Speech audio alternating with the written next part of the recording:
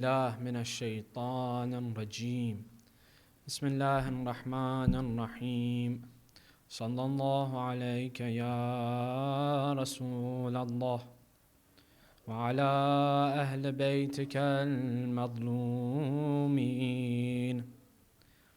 صلى الله عليك يا سيدي ويا مولاي يا أبا عبد الله، يا رحمة الله الواسعة ويا باب نجاة الأمة ويا عبرة كل مؤمن ومؤمنة، يا غريب يا شهيد كربلاء، فيا ليتنا كنا معكم سادتي فنفوز فوزا عظيما.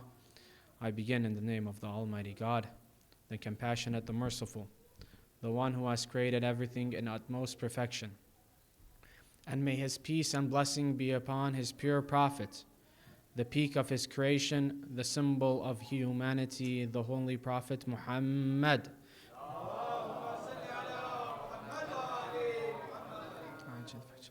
And upon his pure and beloved progeny, the Ahlul Bayt, especially the savior of our time, Al-Imam Al-Hujjah, Aja'Allah Ta'ala Farajahu Sharif.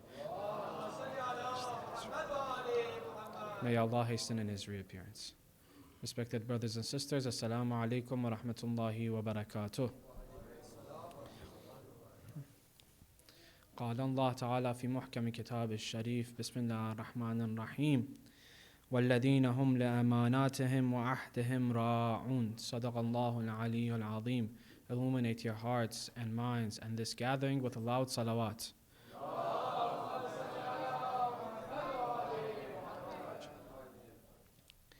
After the day of Ashura, they took the caravan of Imam Hossein alayhi salam to Kufa. The first stand that they had was in Kufa. And as you know, Kufa in the time of Amir al-Mu'minin was the capital of the Islamic countries. And Amir al-Mu'minin used to live there. And his shahada was in Kufa. He was martyred in Kufa, in the masjid of Kufa. So the people of Kufa had knowledge about Amir al-Mu'minin and their children.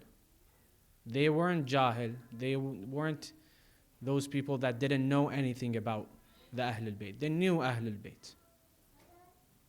So when they took the caravan of Imam Hossein alayhi salam to Kufa after the Shahada, the ladies with Imam Sajjad alayhi salam, Bibi Zainab salamullah alayha, she was very furious upon this and angry for them. Was upset, disappointed. Why? Because she didn't believe that the people of Kufa did this. So she has a sermon, very beautiful sermon, that if we study it, we can find out what our weaknesses are and what the problems of that time was and relate it to our time. Relate it to our time. Bibi Zainab salamullah alayha starts in this sermon, and it's very beautiful how she started. How was the situation in that point? Everybody was shouting at that time. When Bibi Zainab, the caravan, reached the castle of Ibn Ziyad, everybody was shouting, everybody was talking, everybody was laughing. But when Bibi Zainab wanted to start to talk, they say suddenly everything was quiet. Nobody was talking. Not even the bells that were on camels. They had bells. Not even those were making sound. Everything just suddenly became quiet. And when she started talking, everybody thought the Amir al-Mu'mineen is back alive and he is talking. So she starts. She starts with this, Ya Ahl al-Kufa. O the people of Kufa, Ya Ahl al-Kufa, wa Ya Ahl al-Khatl wal-Khadr. O the people of deception, O the people of betrayal. She starts talking about their qualities, what they did, until she reads this part. وَيْلَكُمْ, the O of Allah upon you, the shame of Allah upon you. أَتَدْرُونَ أَيَّ كَبْدٍ لِمُحَمَّدٍ فَرَبْتُمْ. Do you know who did you right now kill? The beloved progeny of Ahlul Bayt you killed right now. وَأَيَّ أَحْدٍ نَكَثْتُمْ. And which secret promise you have broken. You had a promise with us. You had a bay'ah with us. You had a pledge with us, and you broke it. When Muslim ibn Aqil, he reached Kufa, he was there, 24,000 people in person pledged to Muslim in the house of Mukhtar. 24,000 people. The army of Umar Sa'd and Shim were 30,000. Just think 24,000 people would be with Imam Hussein. The army of that side were 30,000. 24,000 were with Muslim ibn Aqil. They pledged to Muslim ibn Aqil, but the day before the Shahada of Muslim, the 8th of Dhul Hijjah, the last month, the 8th, the 9th is the Shahada, is the death of Muslim ibn Aqil, which he was killed in that day. The 8th, because of Ibn Ziyad, he was going to attack Muslim ibn Aqil. Muslim ibn Aqil, he started with his army. He started with his army. He called everybody days before that on the 8th, we want to go and attack the castle of Ibn Ziyad, and we want the governorate to be ours. We want to be in hold. Of those 24,000, only 4,000 show up. 20,000 don't show up. Only 4,000. 1/6. Only that. They show up. And I would wish that only that 4,000 would have stayed. When they reach the castle of Kufa, of Ibn Ziyad, that 4,000 becomes 1,000. So they are standing in front of the castle of Ibn Ziyad. How many people are in the castle, in the palace of Ibn Ziyad, in that building? How many are there in that building with Ibn Ziyad? Only 50. Only 50. Not 50,000. Only 50 people were in the castle. That's it. So they could have attacked very easily and get that. But the people of Ibn Ziyad, they went out and they made rumors. One rumor was the army of Sham. Yazid was in Sham. The army of Sham are behind the gates of Kufa. They reached Kufa, and if you don't go and flee, you are going to be killed. You are going to be killed. Sallu ala Muhammad wa ali Muhammad.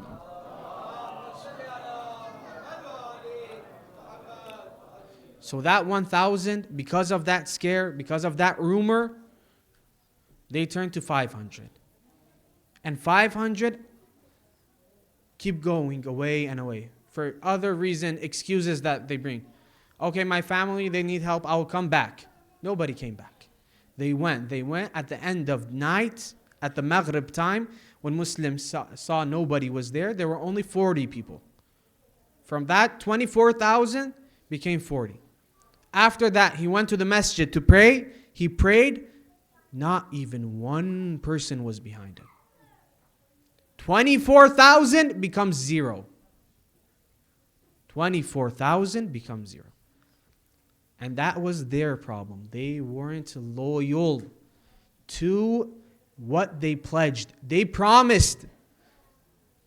They sent letters to Imam Hossein alayhi salam that we want you, come here, and we will be with you. We will stand with you against Ibn Ziyad and Yazid. If they wouldn't send any letters to Imam Hussein, he would have sent Muslim. And then Muslim, He wouldn't send a letter to Imam Hossein that here is safe, come to this city. None of this would happen. Just because they sent that letters, they pledged, they signed those letters. Imam Hussein sent Muslim. Muslim told Imam Hussein to come here. And then suddenly everything changes. Why? Because they forgot what they promised. In the Quran, we have numerous of ayahs that mu'mins, just recite the Surah Al-Mu'minun. قَدْ أَفْلَحَ الْمُؤْمِنُونَ until it reaches this. Allah subhanahu wa ta'ala tells the attributes.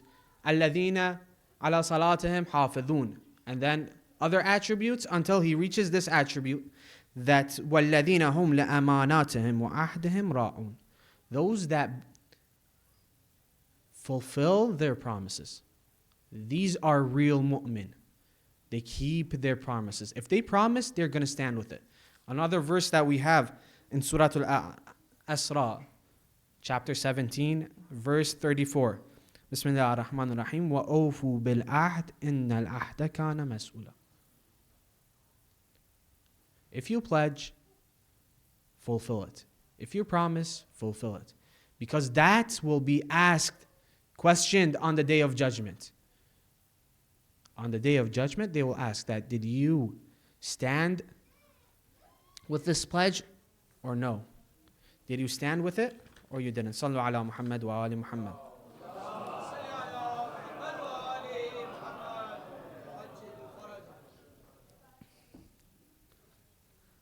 So we have to be loyal. The problem that they had, they weren't loyal. And this time we have to be loyal until our Imam can reappear. If we can't be loyal, we're going to say, Ya Imam, Ya Sahib al-Zaman, please reappear. And then we suddenly say, no, it's too hard. I don't want it right now. And I'm going to flee from what I promised. I'm not going to fulfill it. Why? Because I'm too scared. We have to be loyal to what we said. And we have so many people that we have to be loyal to them. We have to have that wafa. We have to do that. So many people, I'm just going to name some of them. Name in what situations we have to be loyal. To who we have to be loyal. The first one and the most important, significant one that we have to be loyal is Allah subhanahu wa ta'ala. Always, this is your questions. It's not my question. This is your questions. Please listen. Always we have this question. That I pray to Allah. I do du'as to Allah. I supplicate to Allah. Why doesn't Allah listen to me? Why doesn't He answer back to me? He doesn't listen to me at all. That Allah is not merciful. I'm not going to obey Him. I'm going to return from my Islam.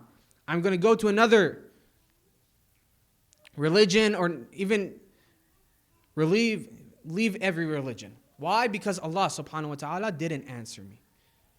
And Allah, we have numerous and various amounts of answers that we can give to this question. But Allah subhanahu wa ta'ala Himself gives this answer very beautiful. He answers this question, this shubha, this doubt that we have about Allah. And everybody has this question that Allah, I have asked you so many times, why don't you answer my needs? Didn't you say, Ud'uni astajib lakum? You said that. Do du'as for me. I am going to answer. So you pledge to Allah. You're not doing wafa. You're not fulfilling your promise. We are angry at Allah. Allah subhanahu wa ta'ala answers very beautiful. He says, if you want me to fulfill my promise to you, fulfill yours to me. And it's in the Quran. Awfu ba'ahdi ufi ba'ahdikum. Fulfill your promises, I will fulfill mine. You first. If I see you're not moving, I'm not going to do anything for you. He's merciful, we believe that. He's the most merciful, even if you don't do it. Look how much blessing He has sent to you. But some supplications that we do and it's not accepted, it's because we didn't fulfill it. So don't think about this. Don't have this thought that Allah didn't answer. You were the problem. You yourself. Me, myself. I was the problem. I didn't answer Allah in prayers. How many times? Just remember. How many times, inshallah nobody in this majlis, that we delayed our prayers. And then after that, we had a problem. We told Allah, give me this, answer me please. I have this need. Please help me. And Allah subhanahu wa ta'ala doesn't answer, and you become angry at Him. But Allah, I'm doing dua, so much dua to you, and you're not answering. How many times? We delay prayers. We don't fast. We delay zakat. We delay charity. All those Allah subhanahu wa ta'ala wants from you. And you delay it, but you still expect Allah helping you. Isn't our faith a little like here, maybe shaken, maybe weak? We have to do something. Sallu ala Muhammad wa ali Muhammad.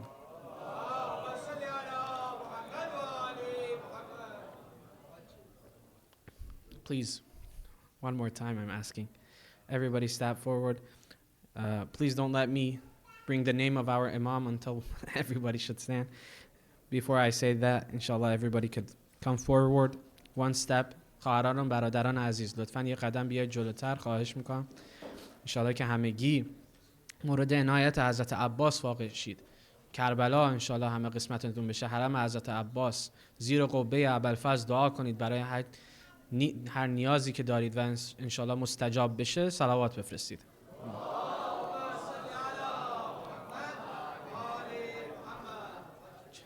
The second person that we have to be loyal. The first was Allah subhanahu wa ta'ala. The most important was Allah. The second that we have to be loyal to, is our Imam. The attributes that we have of our Imam, the Imam of our time, Imam Rida alayhi salam says it very beautifully. Allahumma salli ala Muhammad wa ala Muhammad. He states it very beautiful in this narration, the narration of Imamah, the narration of leadership. He says our Imams are like what? Al-Imam al-Anisul Rafiq. The first attribute that he has. Al-Anisul Rafiq. He is a very nice companion to you. A nice friend for you. He is your friend. A compassionate friend. Al-Imam Al-Anisul Rafiq. Wal-Abu Shafiq. He is a beloved father. He's a merciful father. A caring father. Wal-Akhu Shaqiq. He's a true brother for you. Wal-Umm Al-Barratu ala al-Walad al-Saghir. And the mother, like how she cares for a small child, baby child. In this time that we lose hope, we don't have anybody. I told this story last time, and I'm going to say it one more time. Because I saw it with my own eyes, I felt it.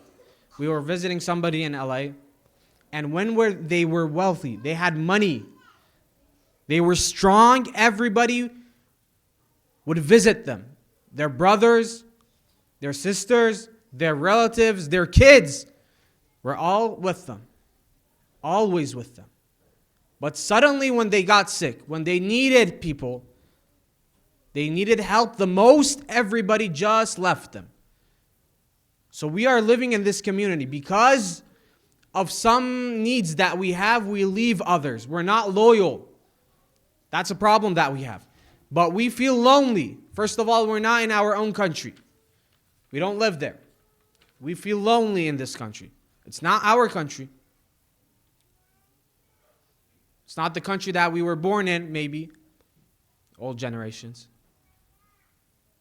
We feel lonely. We don't see our father and mother that much. We don't see our sisters and brothers that much, our uncles, our relatives. We feel lonely.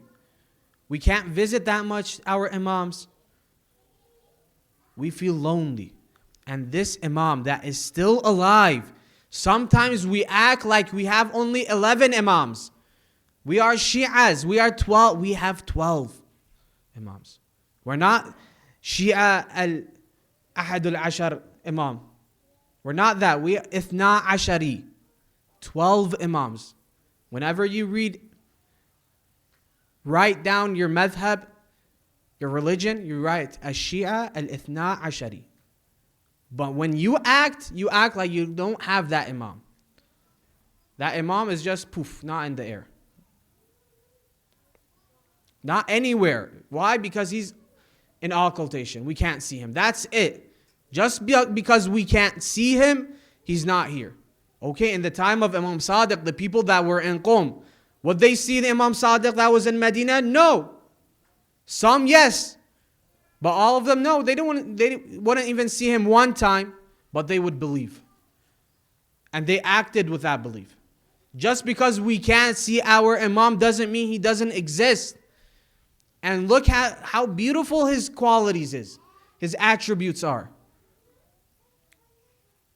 In this time that we need hope, in this time that we are hopeless, we are lonely, the imam is your father. The imam acts like your mother. The imam is your friend.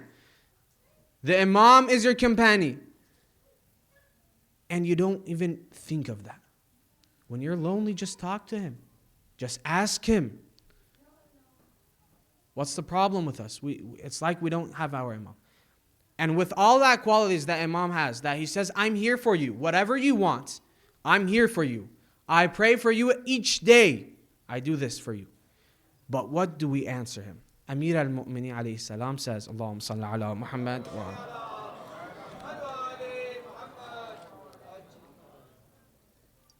Amir al-Mu'minin alayhi salam states in this narration that he says, Sahibu hadha al-amr. The owner of the divine relief, Faraj. He has 4 qualities. What does he have? The first one, Sahibu hadha al-amr ash-sharid.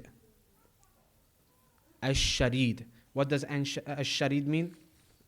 He's exiled. By who? By Sunnis? By Christians?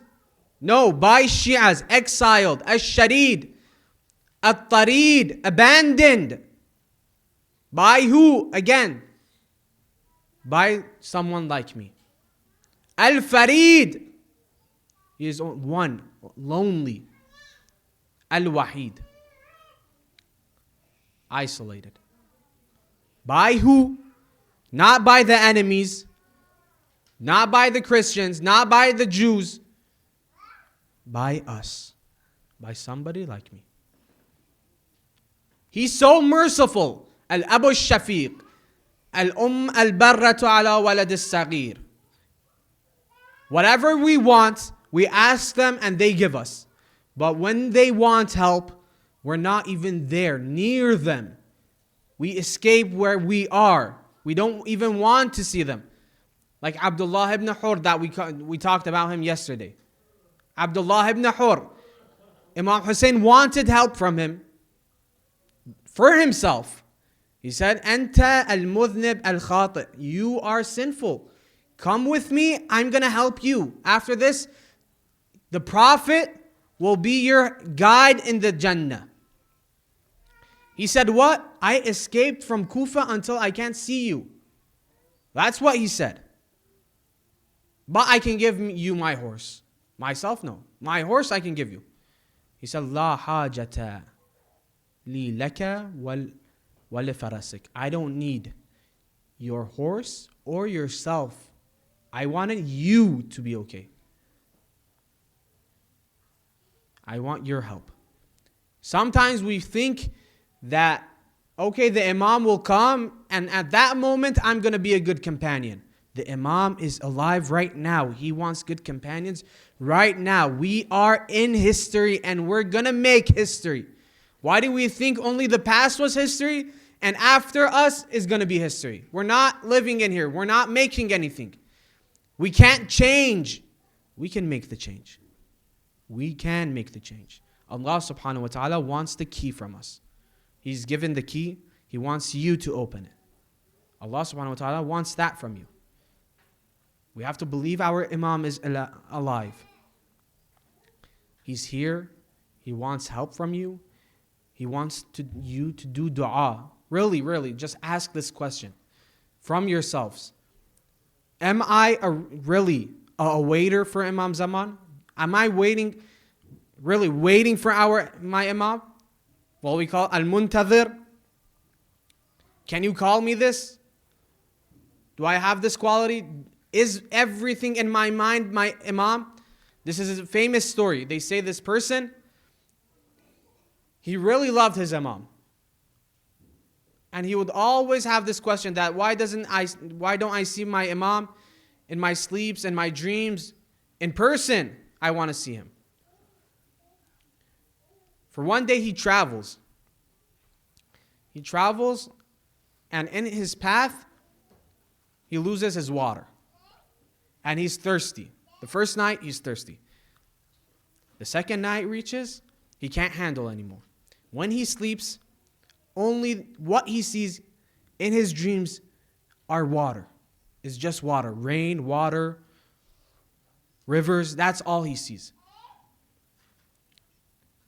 And after that, he finds water, and the next night he sleeps. In his dream, Imam comes. And he tells him, if you would be awaited and wanted us like that water, all what you would think was water. Your dreams were becoming water. Just your thought, everything was water. If it was like that water, we would have come. Just thinking always 24/7 of us. Where is my Imam? Where is my Imam? Why? Because we feel the difficulty in this time. Injustice is destroying this world.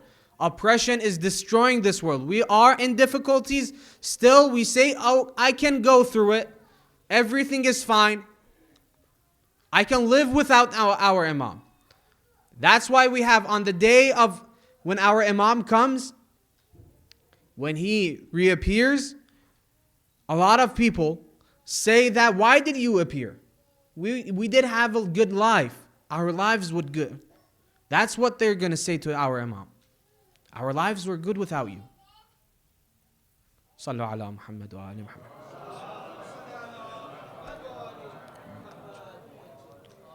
There's a second salawat ala Muhammad wa ali Muhammad.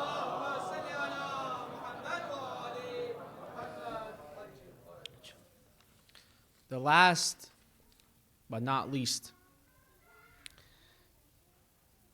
that we have to be loyal to is our community. Is our community. Sometimes we see this, often we see this, that just because an argument, a disagreement, some talks that happen, somebody acts this way or that way, that happens and we just go away from this community. This community that helped you grow. It helped your spirit. It educated your children. It educated yourself. This community that helped you, the people that helped you, that cared about you, you just abandoned them. When they want your help, you're not there. When you want their help, when you want money, when you want charity, where you're losing, they will help you, they will encourage you, they will give you hope, they will visit you. But when it's at the time of difficulty for communities, for the people in communities, we just forget it. We just forget our communities. We have this very beautiful narration that states in it, إِذَا مَاتَ الْإِنسَانِ, if a person dies, انقطع عمله إلا من ثلاث, every act that he had would be finished, would stop. انقطع, everything is stopped. Why? Because you died. You can't do anything. Everything is going to be finished except 3. Except 3. What does it mean? It means these 3 acts will help you on the day of judgment. Until the day of judgment, you will get thawab. If you have these 3 in this world, if you have this 3 in this world, the first one is إِلَّا مِن صَدَقَةٍ جَارِيَةٍ. If you have ongoing charity, جارية, صدقة جارية, always it's ongoing. Still, you're in that world. From this world, there's going to be sent good deeds to you. صدقة جارية. وَإِلْمٍ يُنْتَفَعُ بِهِ. And if you put knowledge here, you help somebody, educate somebody, leave a book, write a book and put it here, that's going to help until the day of judgment. If they use that book, if they use your word, until the day of judgment, it's going to help. If you teach somebody Quran, that's going to help. And a waladin salihin yad'ulah. Or you put a child after you, that he prays for you. And I'm going to say one act that has all 3 of this. One act that has all 3 of this. And that is helping this community that we are, this Az-Zahra community that we are, giving charity to this community. First of all, it's sadaqatun jariyah. It's ongoing charity. Even if you pass away, they're still going to have majalis. Until the time they have majalis, the thawab is going to be for you. Sadaqatun jariyah. And because they have majalis, they also have knowledge. They invite alims. They have weekend schools. The people that they educate here. And the third one is waladin salih yad'ulah. Your child, if you bring him here, if he raises here, he's going to pray for you. You helped him. You brought him here. You brought that kid here. And that's going to help you.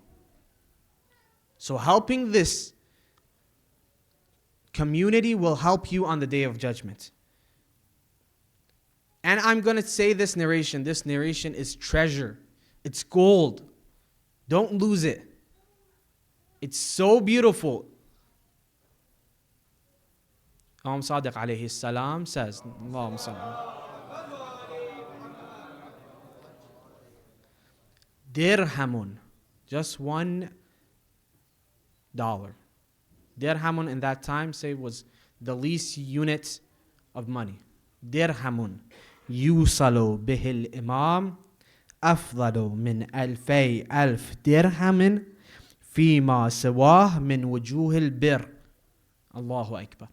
He says dirham, 1 dirham, that helps the imam, Shia, it helps that.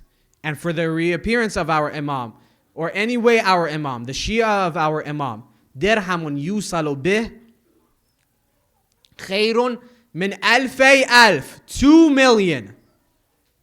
If you give $1, it's counted as $2 million. Just $1. 2 million times. If that, not only in any way, $2 million better than any charity somewhere else. Not $2 million just wasting it in food. If you give $2 million charity somewhere else, it's going to be counted as $1 here. You're giving it to another charity. You're helping another person. That's good, but $1 here counts at $2 million. $2 million. That's not a little. And which masjid, which markaz are we going to help? Markaz Az-Zahra. We have this very beautiful verse that everybody knows. Inna a'tainaka al-kawthar. Inna a'tainaka al-kawthar. Kawthar. All of those that explain the Quran means khayrun kathir.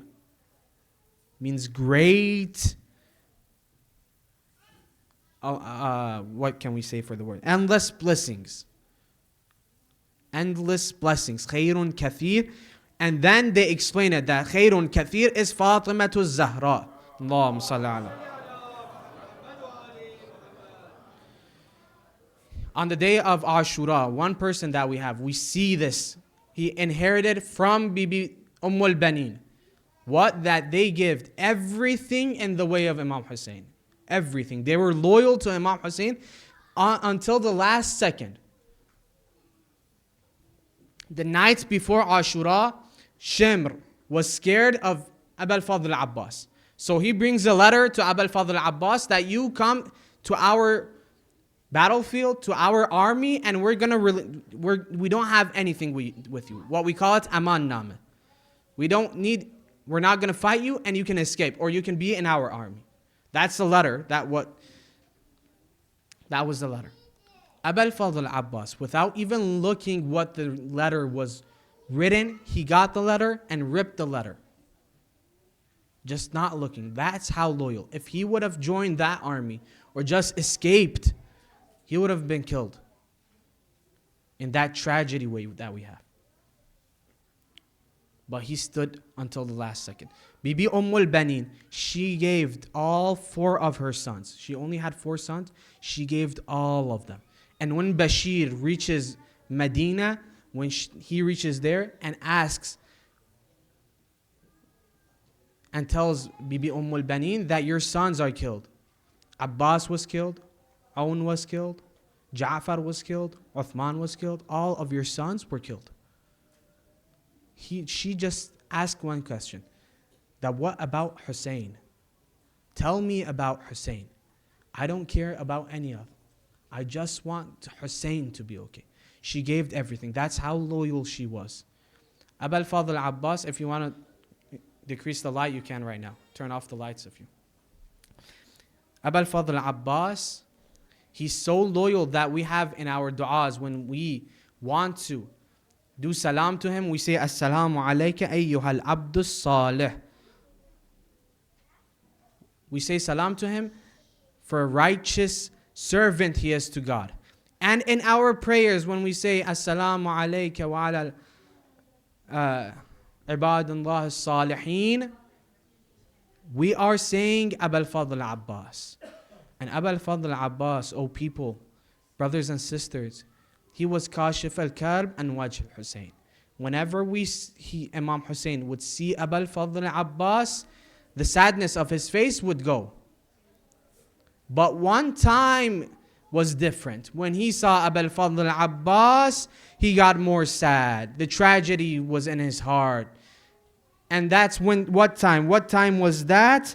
That was when Abul Fadl Abbas, with no hands, with a tear in his eyes, he fell down. He shouted, Ya akha alayka minni salam. Oh brother, reach me. They see that Imam Hussein, suddenly he felt pain in his heart. He said, فَلَمَّا نَظَرَ, he went to Alqamah. فَلَمَّا نَظَرَ إِلَى الْأَرْضِ رَأَى أَيْدِ أَخِيهِ الْعَبَّاسِ مَقْطُوعَةً وَفِي التُّرَابِ مَوْضُوعًا. He saw his hands of Abul Fadl that were severed from his body on the grounds. After that, وَفَبَكَ الْحُسَيْنِ بُكَاءً شَدِيدًا. He started to cry so much for Abul Fadl Abbas. The Maqtal says after that, his back was broken. He couldn't stand up straight anymore. فَوَقَفَ عَلَيْهِ مُنْحَنِيًا. He couldn't stand anymore straight. وَجَلَسَ عِنْدَ رَأْسَهُ وَشَمَّتَ بِعَدُوِّهِ. When the enemy saw that, Allahu Akbar. When the enemy saw that, they started laughing at him. They started cursing at him, Imam. Our Imam of our time. Still he is alive. But when they saw that he lost everything, his dignity was crushed, he himself was crushed, they started laughing at him. چه شد که این همه تیر سوی پیکرت آمد؟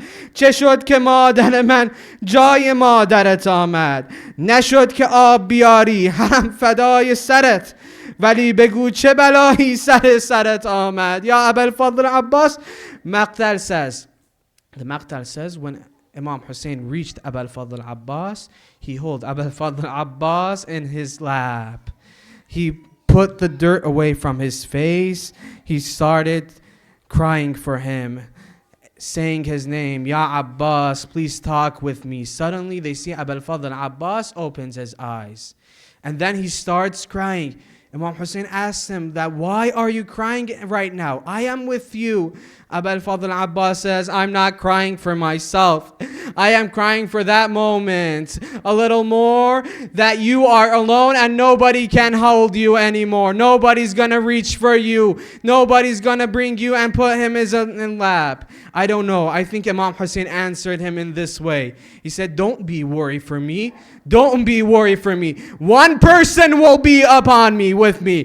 That person will hold my head. Who is that person? That person is Shem. The Maqtal says on the day of Ashura, Imam Hussein was at the deathbed. At that position when he was, suddenly he felt heaviness on his chest. He felt that, they say, وَالشَّمْرُ جَالِسٌ عَلَى صَدْرِهِ. He still felt that, Ya Hussein. Please, we do this. We have this poet that we do on the day of Ashura, on the day of Abu al-Fadl Abbas.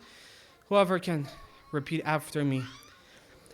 ای اهل حرم میر و علمدار نیامد ای اهل حرم میر و علمدار نیامد علمدار نیامد علمدار نیامد ای اهل حرم میر و علمدار نیامد ای اهل حرم میر و علمدار نیامد علمدار نیامد علمدار نیامد سقای حسین سید و سالار نیامد سقای حسین سید و سالار نیامد علمدار نیامد علمدار ای اهل حرم میر و علمدار نیامد ای اهل حرم میر و علمدار نیامد